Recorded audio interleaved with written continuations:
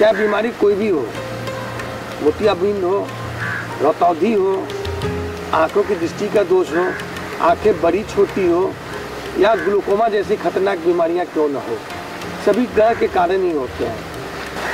हमारी दो आंखें हैं, राइट आई और लेफ्ट आई। राइट आई का कारक ग्रह सूर्य है और लेफ्ट आई का कारक ग्रह चंद्र। मैं आज तक किसी भी जानवर को तो चश्मा पहने नहीं देखा।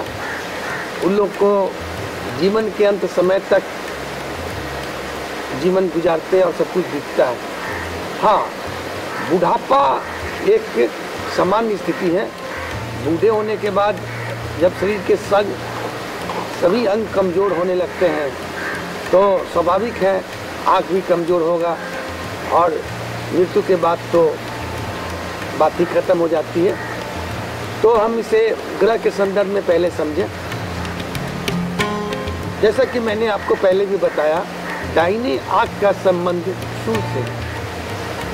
अब अगर किन्हीं की कुंडली में सूर्य की स्थिति खराब हो, खराब से क्या मतलब है? सूर्य कभी अस्त नहीं होते हैं। किसी भी कुंडली में सूर्य अस्त नहीं होता है। फिर क्या हो सकता है? सूर्य नीच के हो सकते हैं। तुला राशि में सूर्य नीच के होते हैं और जिनका भी जन्म 14 अक्टूबर से 14 नवंबर के बीच में होता है, उनके सूर्य तुला राशि में आएंगे और वो नीच के होंगे। अब जिनकी सूर्य कुंडली में नीच की स्थिति उत्पन्न करती है तो निश्चित रूप से उनके दाएं हाथ खराब हो सकते हैं। और अगर सूर्य दूसरे घर में बैठा हो, मतलब लगन कुंडली से दूसरे भाव में बैठा हो, लगन कुंडली से छठे भाव में बैठा हो, लगन कुंडली से 8वें भाव में बैठा हो, लगन कुंडली से 12वें भाव में बैठा हो और वहाँ पर अगर नीच का न भी हो, दुश्मन राशि में बैठा हो, मतलब कि अगर वृषभ राशि में हो, 2 नंबर में सूर्य बैठे हो, तुला राशि में तो नीच के होते ही हैं, मकर राशि में यानी कि अपने शत्रु ग्रह शनि के घर में बैठे हो, या कुंभ राशि में वो भी अपने शत्रु के ग्रह शनि राशि में बैठते हैं। और ऐसी स्थिति में सूर्य अगर दूसरे छठे 8वें और 12वें घर में अपनी उपस्थिति बनाते हैं कुंडली में, तो दाहिने आँख में विशेष परेशानी हो सकती है। और इसमें विशेष कष्टदायक परेशानी तब हो सकती है जब सूर्य तुला राशि में यानी नीच की स्थिति में बैठे होते हैं। अब हम बाएं आँख के संबंध में समझते हैं। बाएं आँख का कारक ग्रह चंद्रमा है और चंद्रमा जब किसी कुंडली में अस्त हो, नीच के हो और छठे 8वें और 12वें घर में उपस्थित हो तो बाएं आँख की खराब होने की संभावना ज़्यादा बन जाती है। अब हम देखें, जिनकी भी वृश्चिक राशि होती है, चाहे वो कुंडली के 12 घर में कहीं भी बैठे हो, वहाँ चंद्रमा नीच के होते हैं और वृश्चिक राशि वाले को बाएं आँख की परेशानी उम्र से बहुत पहले आ जाती है। इसके अलावा अगर देखें कि चंद्रमा दूसरे, इसके बाद हम देखें कि चंद्रमा अगर लगन से छठे 8वें और 12वें घर में वृश्चिक राशि में हो तो विशेष परेशानी हो सकता है, लेकिन अगर किसी दूसरे राशि में हो तभी परेशानी बनी रहती है। इसके अलावा हम देखते हैं कि मेरा अनुभव ये बताता है कि जब भी चंद्रमा सूर्य के साथ हो, जिनका भी जन्म अमावस्या के आसपास हो या अमावस्या के दिन होता है, तो चंद्रमा सूर्य के साथ उपस्थित होते हैं और उसी स्थिति में अस्त हो जाते हैं। और जब चंद्रमा अस्त होता है तो बाएं आँख की तकलीफ बढ़ जाती है। माना गुरुजी, आंखों का ये सारा दोष ग्रह के कारण होता है, पर इसका कोई निदान तो होगा? हाँ बिल्कुल, निदान क्यों नहीं है, लेकिन निदान के लिए हमें जो मेरा सब्जेक्ट है एस्ट्रो हर्बल फिजियोथेरेपी को जो पहले से मैं समझा चुका हूँ और कितने एपिसोड में बता चुका हूँ, तो एस्ट्रो हर्बल फिजियोथेरेपी ही इसके उपाय हैं। अब हम एस्ट्रो हर्बल फिजियोथेरेपी में हर्ब्स की बात करते हैं। तो आँखों के निदान के लिए प्रकृति ने मुझे बहुत सारी जड़ी बूटियाँ दी हैं। उन हर्ब्स का कैसे उपयोग करें इसे समझें। हरे, बहेरा और आंवला, ये 3 चीज़ों को मिला के त्रिफला बनता है। सूखा हुआ लें, तीनों चीज़ का सूखा हुआ बराबर भाग में, और रात में तीनों में से 1-2 पीस लेके भिगो दें और प्रातःकाल उसके छान लें उन्हें, उस जल को, और उससे अपनी आँखों को धोएं। लगातार इसको करते हैं आप तो आपको दोनों आँख संबंधी परेशानियाँ दूर होगी। पेट की खराबी के कारण भी आँख में परेशानी हो सकती है, तो पेट संबंधी जो खराबियाँ उसे हमेशा दूर करने की कोशिश करें। उस पर इसके लिए आप थोड़ा साग सब्जी और वेजिटेरियन खाना का व्यवहार ज़्यादा करें, घी चिकनाई की व्यवहार कम करें। और मेरा 3S का जो फार्मूला आपने सुना है पिछले एपिसोड में, 3S मेरे कहने का मतलब है सॉल्ट, शुगर और स्पाइसेस, उसके उपयोग कम करें।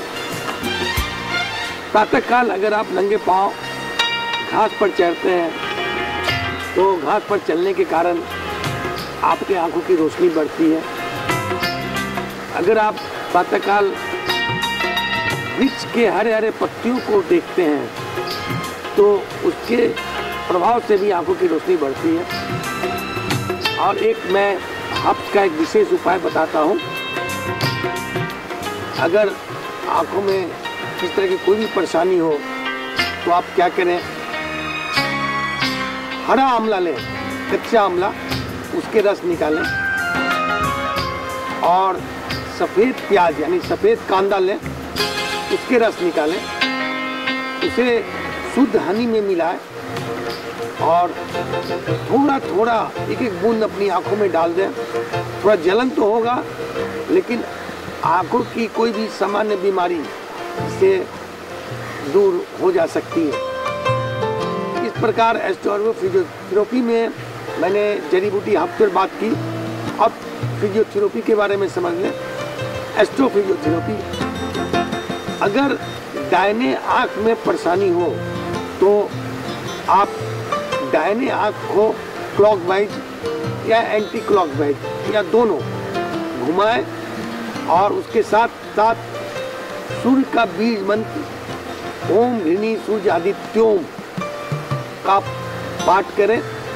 और अगर जैसा कि मैंने एस्ट्रो फिजियोथेरेपी में बताया था, मंत्र के साथ ताली लगा के अगर आप ये मंत्र को बोलें तो उससे दाहिने आँख की परेशानी दूर होगी। उसी प्रकार बाएं आँख की परेशानी दूर करने के लिए बाएं आँख को क्लॉकवाइज या एंटी क्लॉकवाइज घुमाएं और चंद्र यंत्र ओम सोम सोमाय नमः, ओम चम चंद्राय नमः, चंद्र का कोई भी मंत्र लें और उसके साथ बाएं आँख को एंटी क्लॉकवाइज या क्लॉकवाइज घुमाएं और ताली लगाते हुए ये मंत्र करें तो आँख संबंधित बाएं आँख की जो भी परेशानी है वो समाप्त हो सकती है। आप आँख संबंधी कोई भी प्रॉब्लम हो तो उसके निदान के लिए हमसे संपर्क कर सकते हैं। अब हम डायबिटीज बनाते हैं।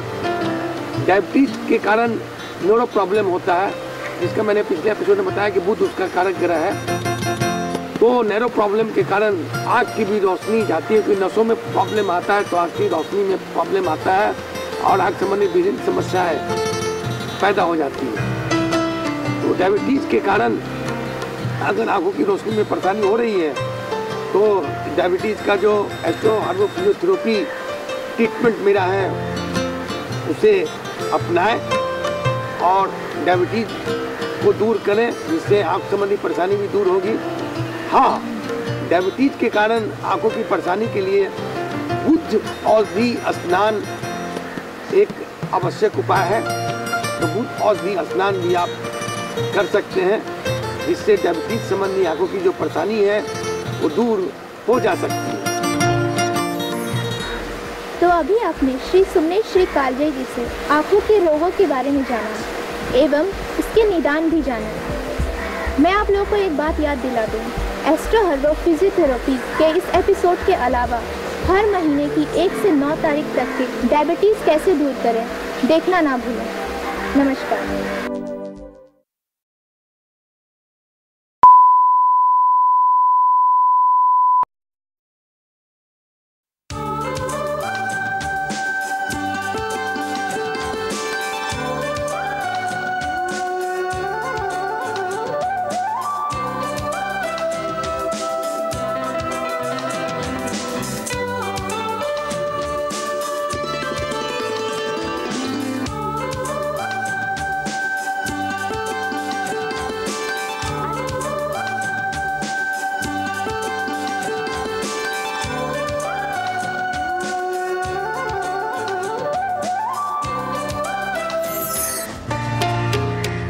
मीरा जी, मैं लेट तो नहीं हो गया? नमस्कार। नमस्कार। नहीं, आप बिल्कुल वक्त पर आए हैं। आइए बैठिए। क्या बात है, ब्लैक पैंट ब्लैक शर्ट, लगता है आज आप कुछ शनि के बारे में बताने वाले हैं। बिल्कुल, तुम ठीक समझ रही हो। अब लगता है तुम्हें भी कुछ ग्रह के बारे में जानकारी होने लगे है। जरूर, इसलिए तो मैंने आपके लिए ब्लैक सोफा भी मंगवाया है। आप लोग को एक बार फिर से लीरा का नमस्कार। आज हमारे साथ हैं श्री सुमनेश्वरी कालजई जी। एक स्टार एस्ट्रोलॉजर हैं, वास्तुशास्त्री, साबरी साधक, एस्ट्रोन्यूमरोलॉजिस्ट, एस्ट्रोन्यूमरो सिग्नेचरलॉजिस्ट एवं एक शोधक भी हैं, जो एस्ट्रो हर्बल फिजियोथेरेपी द्वारा डायबिटीज़ के साथ साथ अन्य बीमारी का भी निदान करते हैं। नमस्कार। अब तक तो आप समझ ही गए होंगे कि वो शनि के बारे में हमें कुछ बताने वाले हैं, तो आइए उनसे जानते हैं। शनि को समझने के लिए पहले उसका नेचर समझना होगा, और ये शनि का युग भी चल रहा है। शनि से सभी लोग डरते हैं, घबराते हैं, और ऐसा लगता है जैसे शनि की बात सुनते ही एक मन में ऐसा लगा कि बहुत बड़ा कोई भयंकर आंधी तूफान आने वाला है। लेकिन मेरा खुद का विचार है कि ऐसी बात बिल्कुल नहीं। पहले शनि को समझने के लिए उसका नेचर समझना होगा। मैं आज के युग के एक सही न्यायाधीश को समझता हूँ। शनि एक न्यायाधीश है जो न्याय करता है। शनि एक टीचर है जो सिखाता है। शनि से हम इसलिए घबराते हैं कि हम गलत करते हैं, हम झूठ बोलते हैं, हम पाप करते हैं, हम चोरी करते हैं। हम इस कारण से डरते हैं कि हम खुद न्याय नहीं करते हैं, खुद चाहते हैं कि गलत ढंग से पैसे उपार्जन करें, हम खुद गलत करते हैं, इसलिए मुझे डर लगता है। ये मेरा स्वयं का विचार है कि शनि से घबराना नहीं चाहिए। शनि हमें सिखाता है। कैसे सिखाता है? जब भी शनि की महादशा आती है या अंतर्दशा आती है या शनि की अढ़ैया आती है, शनि की सरसाती आती है, तो लोग पहले से घबराने लगते हैं। अगर वो अपने कर्म को सही ढंग से करें तो घबराने की बात बिल्कुल नहीं है। चूंकि हम कर्म ही गलत करते हैं तो फिर अच्छे फल की आशा कैसे कर सकते हैं? फिर शनि को क्यों दोष देते हैं? कर्म सही कीजिए, किसी को दोष देना बंद करें। मेरी अपनी एक आदत है कि हमेशा हम अपने ऊपर नहीं दूसरे ऊपर उंगली दिखाते हैं। लेकिन ये समझना चाहिए कि हमारी अगर एक उंगली आगे है तो 3 उंगली भी पीछे है। तो अगर आप अपने कर्म को समझ लेंगे, उस दिन से शनि से डरना घबराना बंद कर देंगे। अब शनि के बारे में हम थोड़ा विस्तार से जानें। आदमी की पूर्ण जीवन तकरीबन 65% तक शनि से प्रभावित रहती है। कैसे? बहुत कम ही लोग होंगे जिन्हें शनि की महादशा न आवे, बहुत कम लोग बचते होंगे। हो सकता है किन्हीं को शनि की महादशा पूरे जीवन में ना आवे, लेकिन शनि की अंतर्दशा तो कई बार झेलना ही पड़ेगा। उसके अलावा हर किसी के जीवन में कम से कम 3 बार शनि की सरसाती आती है। एक बचपना में आती है जो बहुत सारा दुख सुख देती है। खासकर बचपन की स्थिति होती है तो आदमी काफी बीमार रहता है। अब आप कहेंगे कि जन्म के समय बच्चे ने क्या किया है? शनि तो जन्म से आपके साथ है और जन्म से आपको सिखा रहा है। तो पूर्व जन्म से आप जो लेके आए हैं, जो पाप जो पुण्य, उसके कारण आप बचपन में सुख या दुख झेलते हैं। तो इस प्रकार हम देखते हैं कि शनि उच्च की स्थिति में है कुंडली में कि नीच की स्थिति में है। तुला राशि में शनि उच्च की स्थिति में होते हैं, मकर और कुंभ राशि में शनि स्वयं के घर में होते हैं, लेकिन मेष राशि में शनि नीच के होते हैं। सिंह राशि और वृश्चिक राशि में शनि अपने दुश्मन के घर में होते हैं। अब कुंडली में शनि की